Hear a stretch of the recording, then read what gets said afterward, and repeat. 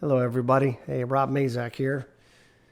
I am a psychic medium, and as you guys that have listened to my podcast before know, I'm just going to take an idea and see where it goes. We don't script anything here, just kind of let it roll, see where the story goes, see how it evolves.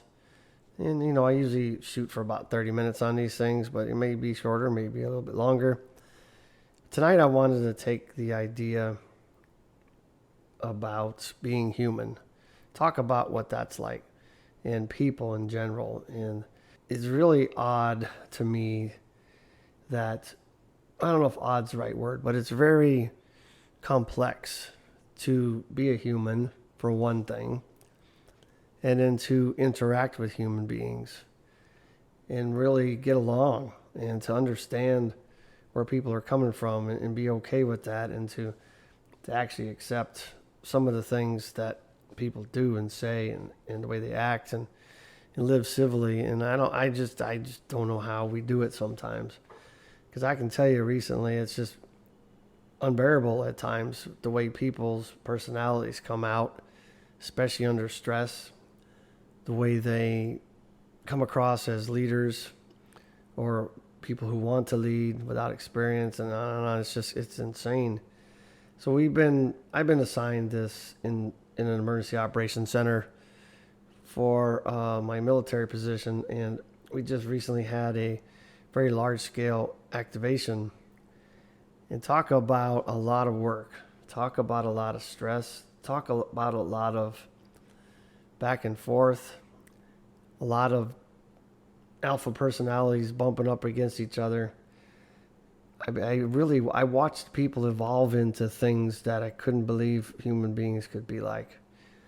And I understand that we all have a boiling point. We all have a point that we reach where we can no longer keep our mouth shut or keep our tone down or be civil. And I watched it happen so often and so tremendously over the last few weeks. Fortunately, that mission is done today, and so we can get back to what I would call normal chaos. But it is just amazing how many people, for example, let's start with this. How many people feel entitled to things? They feel like a large part of the population today really feels like you should do everything for them, and they shouldn't have to work for the things that they get or work for the things that they achieve. And I'm not saying that's everybody, but I saw it so much in this current operation. And it was just absolutely amazing to watch this happen. Especially, there was one soldier she's like 52. And oh my gosh, it was incredibly laborious to have to figure out how to deal with people that are that entitled. You can tell that they've had an entire life, entire servitude of conning people into helping them and blaming other people for their problems, and never really taking accountability and stepping up.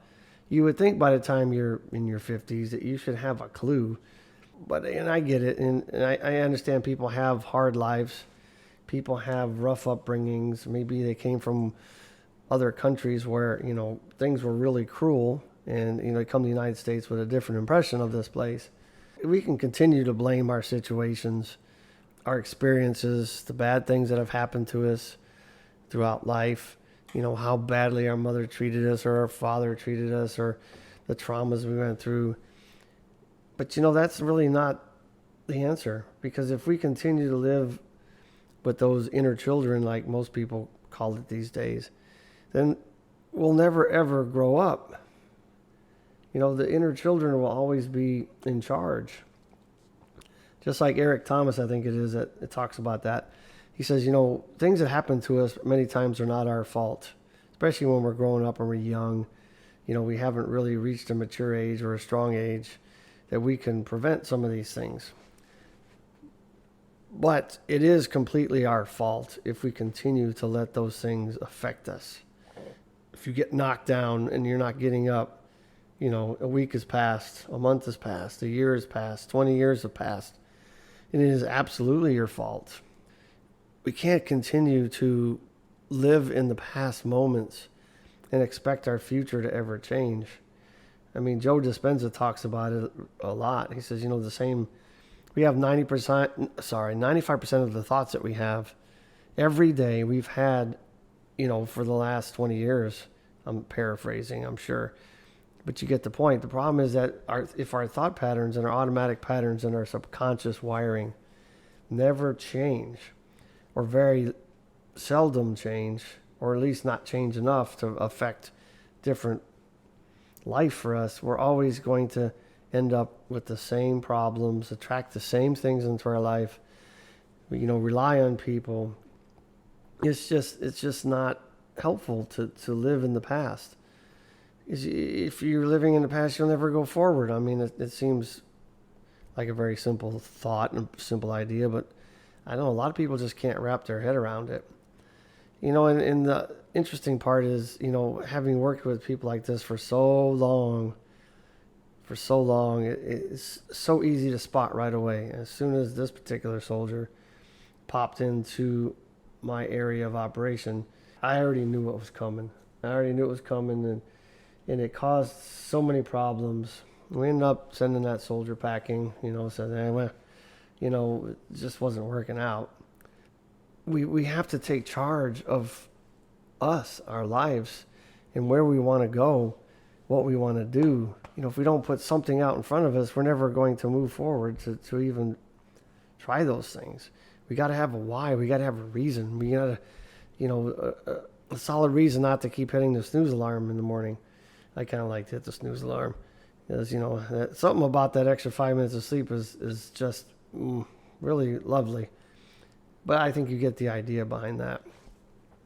If we have a reason to get up in the morning, then we're going to get up. We're going to have the energy to do what we need to do. We're going to go out and affect our lives, and we're going to change our lives. We're going to keep moving forward and progressing. But otherwise, we're just going to end up somewhere where we don't want to be. It becomes our comfort zone, right? It may not be comfortable to you or to the person or to anybody, but it is what your mind, your subconscious mind knows as your comfort zone. Your conscious mind is like, how the heck am I back here again? Why do I have the same type of person in my life? I've been married to the same kind of person for 5 times or whatever. It's because you are attracting the things in your life that is wired in your subconscious. It is the energy that you're putting out. What you consistently think about, I've said many times, is what comes forth in your life. And the problem is that if you don't take charge of that and do it consciously, then your subconscious will take over and run those same 95% or more ideas and programs and put that out into the universe. It's like, this is what we know, this is what we're looking for, this is what's comfortable. Boom, here it is, right? And, we have to change our mindset. We have to change our mind. I'm sure many religious texts talk about it, but, the Bible talks about it, and it's pretty profound, It talks about, there's passages in there, I forget who, I think it was Paul wrote about it, where it's talking about renewing your mind. And that is absolutely correct. You have to change your patterns. You have to change your habits. You have to change the people you're hanging out with. You have to change the music you're listening to, the kind of food you eat, the things you drink, the things you do, things you don't do, the things you should not accept. You have to purposely do things so that your mind becomes trained to a different tune, to a different note, to a different comfort zone. If you don't, then you're going to end up, on your deathbeds looking back going, man, nothing was ever different. Different faces on the same wives or husbands, different jobs, same problems. Come on, guys, you got to give yourself some kind of goal. And I think, I will say this, I am not terribly good at goals, like 5-year goals and 10-year plans and all these things. But I know what I want. I know the big nuggets that I want in life. The really big irons in the fire. I know where I want to go, what I want to do in that respect. I'm not really good at all the little bitty details and the eaches. But you got to have some direction, something you're going to point your energy toward. Because if you don't, then, it's like just going out in your car, not having a clue where you're going to go. You're just driving along and then you end up somewhere and you're like, how did I get here? It's probably not going to be a place you necessarily want to be at.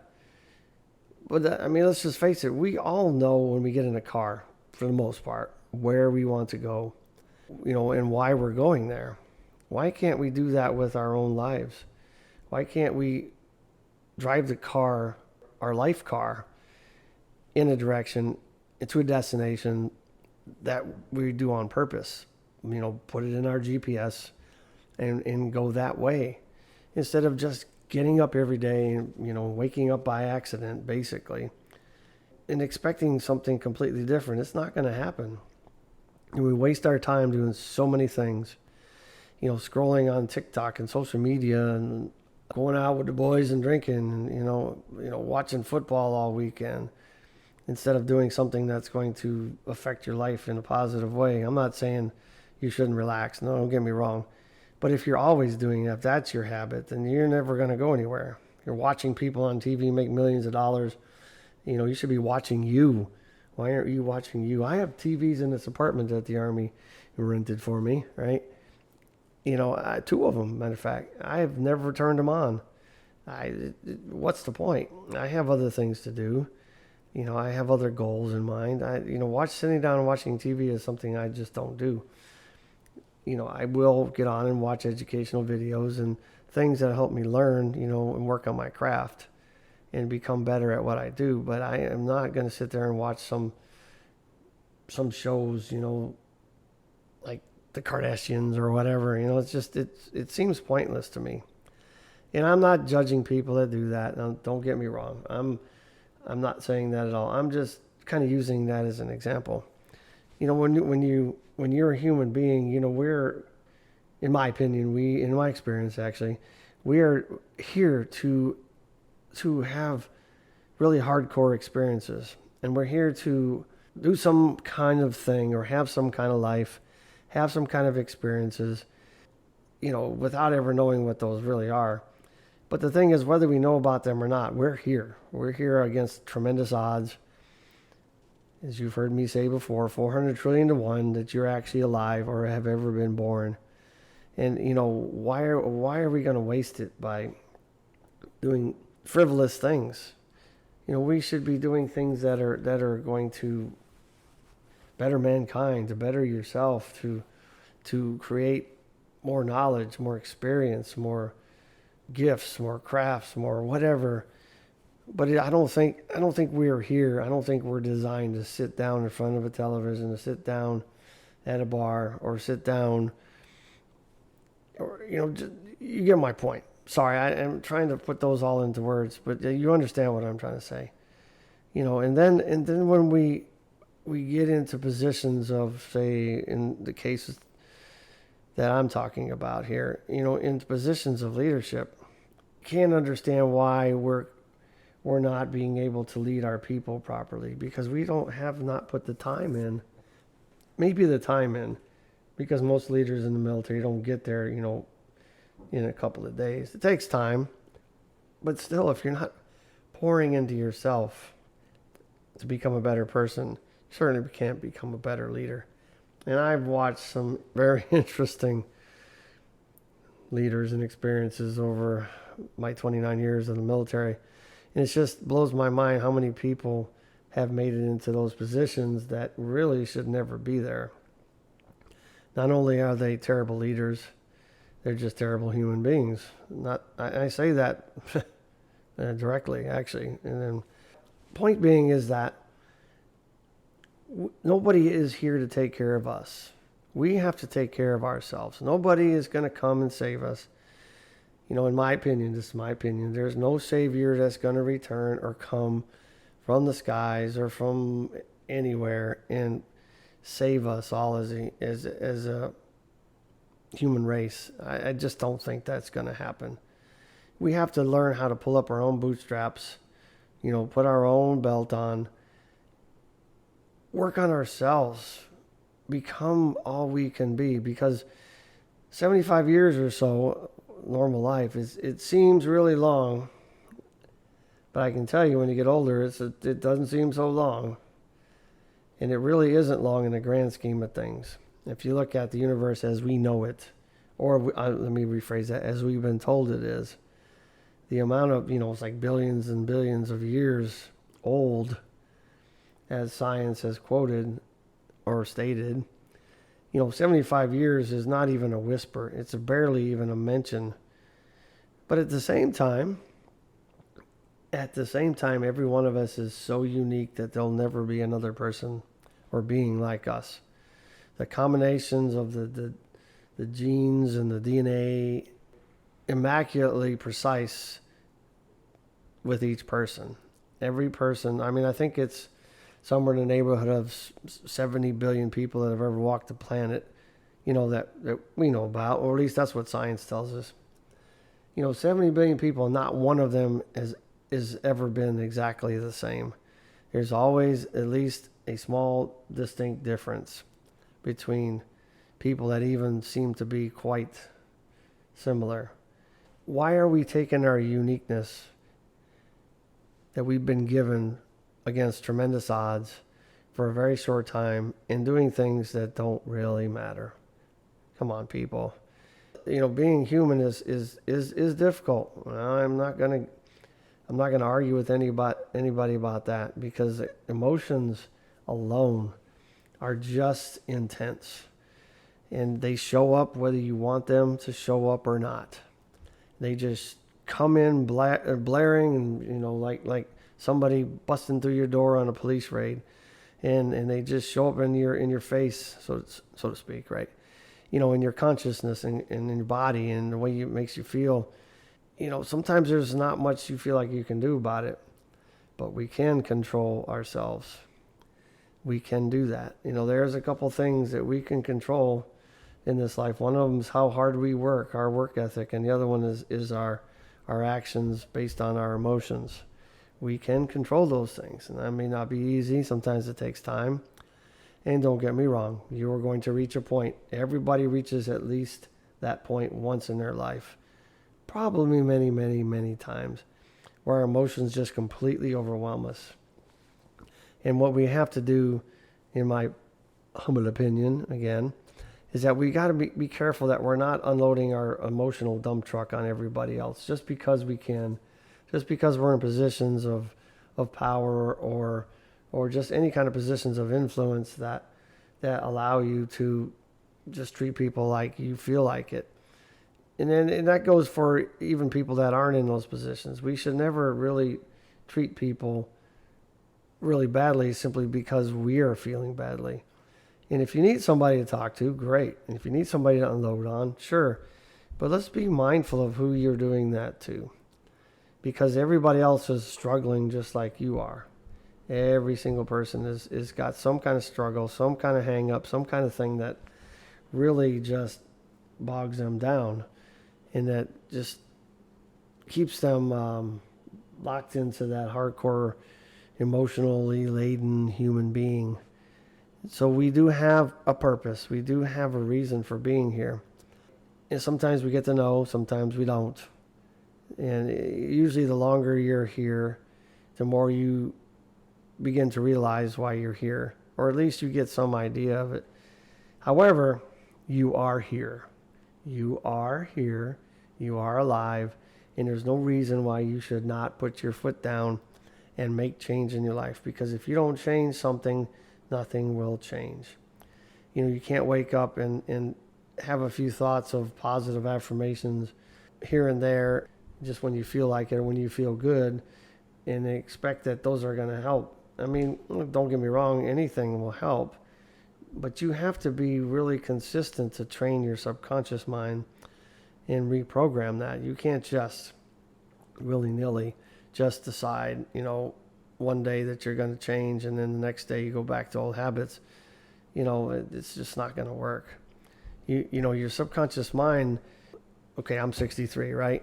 My subconscious has been programmed and wound up with the programs that it has for 63 years. Do you think that me sitting down for one day and throwing out a bunch of positive affirmations is going to change anything. That's like saying you gain 300 pounds over 10 years, and you're going to start a diet and expect that your diet of one day is going to bring you back down to your original weight. You know that's not going to work. And it's the same with programming of the mind. I'm not saying it's going to take as long, but you have to be consistent and persistent. You have to actually do it on purpose for a while. I mean, there's many different references that give timelines on how to change habits and how long that takes to actually etch in a new habit or erase a habit.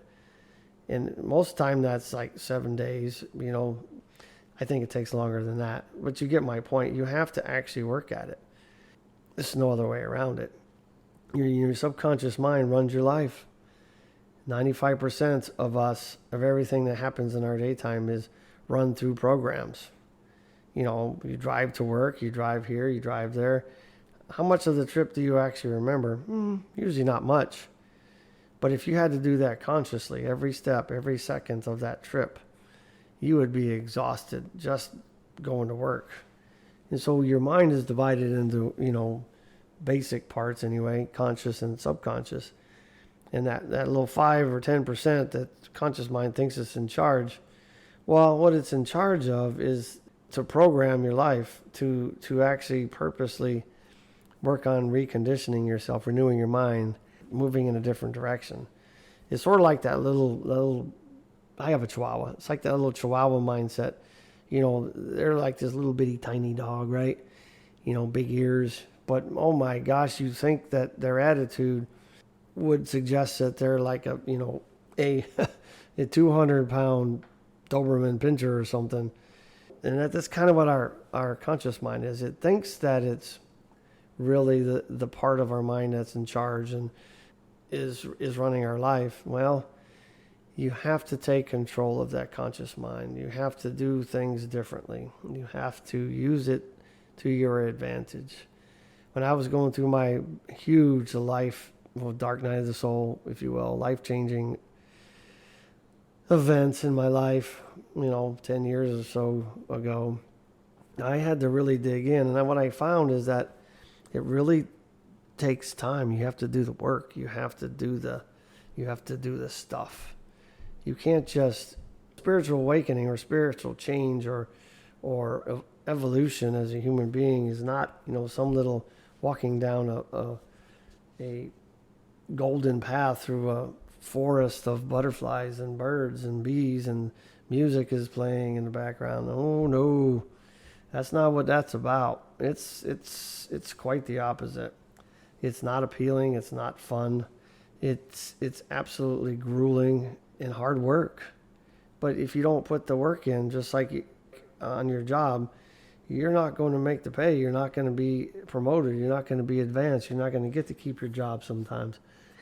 The same thing with life. You have to put the work into you and stop being a burden to other people because you think that everybody else needs to fix your problems. Everybody else needs to cater to you because of your problems, your trauma, your issues, the things you're holding on to, the things that you're allowing to run your life are not anybody else's fault. They are now yours to deal with. They are yours to do something with. And nobody else is going to help you with that. Now, don't get me wrong. If you really need help, you should ask.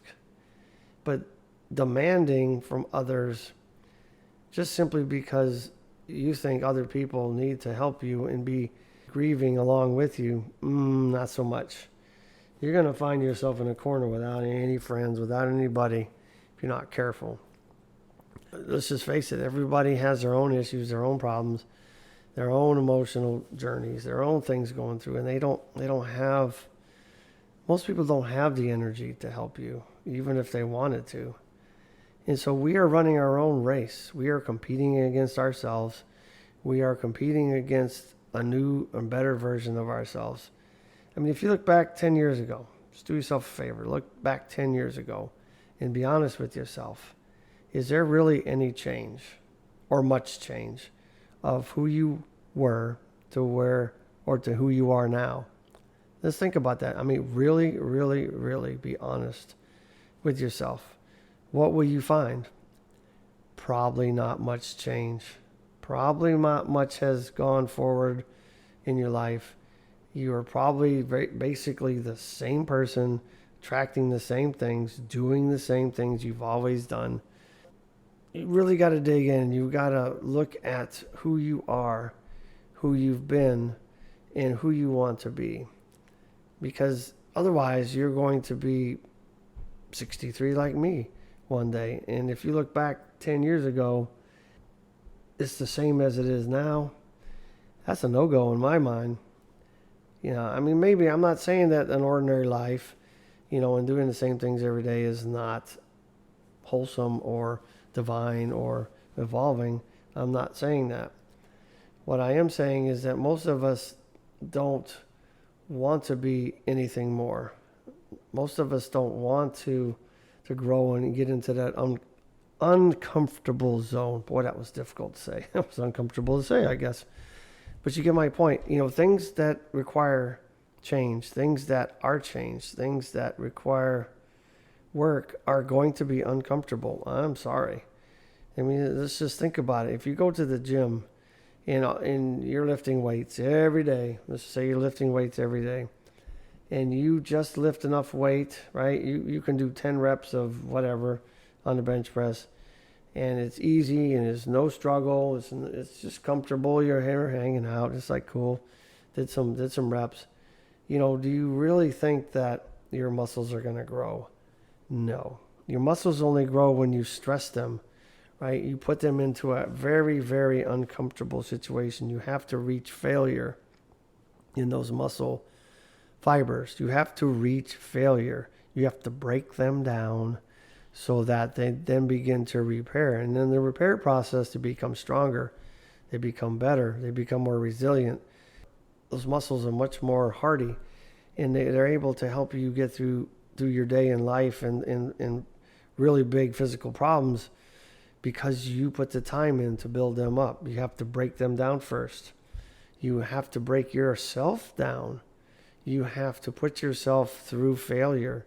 It's okay to be a failure, because if you're not failing, you are not trying, my friend. You are not trying if you're not failing. Nobody that's ever made it anywhere, what most people would call successful ventures, not one of them has reached that point without failing. It's just not going to happen. All right, so I've been on my soapbox. Being a human being is tough. Being a human being is hard. And interacting with others is also very difficult. So remember that when you're upset with somebody and somebody's pushing your buttons, remember that they just might simply be unloading their dump truck, and you just happen to be the one that's in the way, and you're going to get loaded on. And sometimes you got to learn to just not take it personal. It's okay. And I'm not saying you need to just allow people to do it all the time, but I want you to realize that that can happen, that does happen, and just remember that, you're probably going to do it too. I'm sure we've all done it. I know I've done it. Sometimes we just reach that point where like, oh my God. So I will stop here, and I will go ahead and end this podcast. But remember, being human is wonderful, but difficult. Wonderful and amazing, but laborious. But we're here. Let's do something with it. Let's make something out of ourselves, and let's become all we can be. As usual, I would like to hear from you guys. I really like to get feedback on some of the things I talk about, especially this stuff in this podcast. So go to my website, lifebymazak.com, lifebymazak.com. Find my contact page, send me a message, let's collaborate, let's talk. And as usual, I look forward to hearing from you. You will hear from me again. Stay strong and live your life.